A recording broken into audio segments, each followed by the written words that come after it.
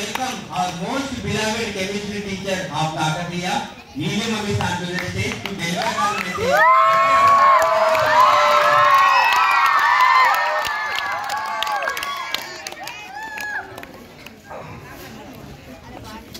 Good afternoon, Madam.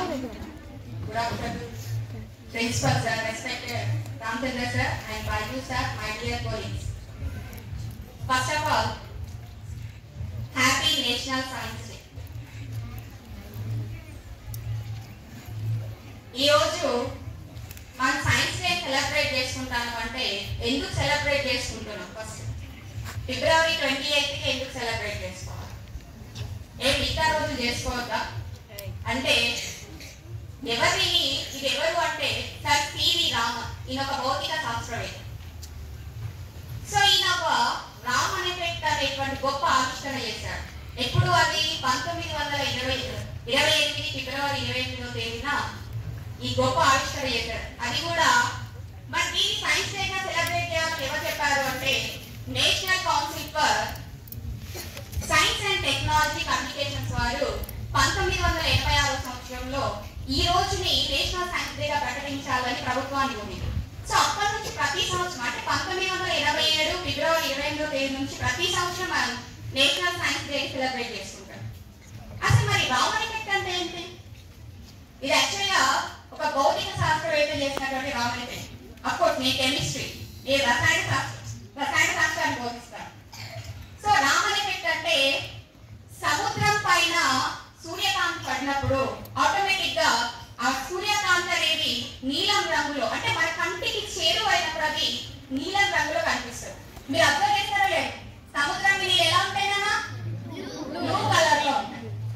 అంటే అక్కడ ఏమవుతుంది, ఆ సూర్యకాంతి అనేది సముద్రం నీటిపై పడినప్పుడు ఆటోమేటిక్ గా మన కంటికి చేరువయ్యే కలర్ మాత్రం నీలం రంగు. సో సముద్రం అంతా కూడా మనకి నీలం రంగులో కనిపిస్తుంది. సో దీనికి గాను ప్రపంచవ్యాప్తంగా ఆయన మన ఇండియా అంటే జాతీయ స్థాయిలో ఈ రోజు సైన్స్ డే ప్రపంచవ్యాప్తంగా ఇది గొప్ప ఆవిష్కరణ అని ఈ రోజుని అంటే ఫిబ్రవరి 28ని సైన్స్ డేగా సెలబ్రేట్ చేయాలని ఆ national council for science and technology వారు ప్రభుత్వాన్ని కోరింది. ఆ రోజు నుంచి జరుపుకుంటున్నాం కూడా. సో దానికి 1930 సంవత్సరంలో నోబెల్ ప్రైజ్ వచ్చింది. తర్వాత ఆయన చేసే సైన్స్ లో ఎన్నో సేవలకు గాను భారత రత్న పురస్కారం కూడా లభించింది. అంటే మన ఇండియా ఇప్పుడు మీలో కూడా ఎంతో మంది గొప్ప శాస్త్రవేత్తలు ఉండొచ్చు, రేపు కాబోయే శాస్త్రవేత్తలు మీరు కూడా కావచ్చు. భారతరాలకి మీలో సివి రామన్ ఉండొచ్చు, అబ్దుల్ కలాం ఉండొచ్చు, సైంటిస్టులు గొప్ప గొప్ప సైంటిస్టులు, మేధావులు, ఇంజనీర్లు, డాక్టర్లు, లాయర్లు, సోల్జర్స్, మీరంతా కూడా దేశానికి ఉపయోగపడేటువంటి గొప్ప పౌరులు కావచ్చు. సో ఫస్ట్ కావాలి అంటే మరి కావాల్సింది క్రమశిక్షణ. సో క్రమశిక్షణగా మెలిగితే ఆటోమేటిక్ గా అన్ని వచ్చేస్తాయి. సో మీరు ఎప్పుడైతే క్రమశిక్షణగా ఉండి మంచి చదువుకొని మీ పేరెంట్స్ కి ఇటు గురువులకి వాళ్ళు చెప్పేది కూడా ఎవరి కోసం మీ మంచి గురించి చెప్తారు. సో మీరందరూ కూడా ఒక్కటి గుర్తు పెట్టుకున్నానా, బాగా చదువుకొని లైఫ్ లో సెటిల్ బయట అన్నారు రాబోయే తరాలు మొత్తం కూడా వేయాలి.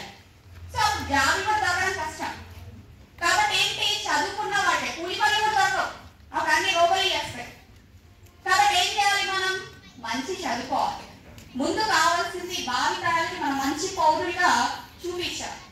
సో చూపించాలంటే మనం ఇప్పటి నుంచి క్రమశిక్షణ డిసిప్లిన్ ఇంపార్టెంట్. ఇది మన తల్లిదండ్రులు గౌరవించాలి, ఎదుటి వ్యక్తిని గౌరవించాలి, టీచర్స్ ని గౌరవించాలి. ముందు వీళ్ళంతా కూడా మన దైవంతో సమానం. అంటే వీళ్ళని గౌరవిస్తే ఆటోమేటిక్ గా దేవుడిని మనం గౌరవించినట్టు. అంతేగాని ఏదో మీరు చేస్తాం దేవుడిని మొక్కుతాం అయిపోయింది అనుకుంటే అది కరెక్ట్ కాదు.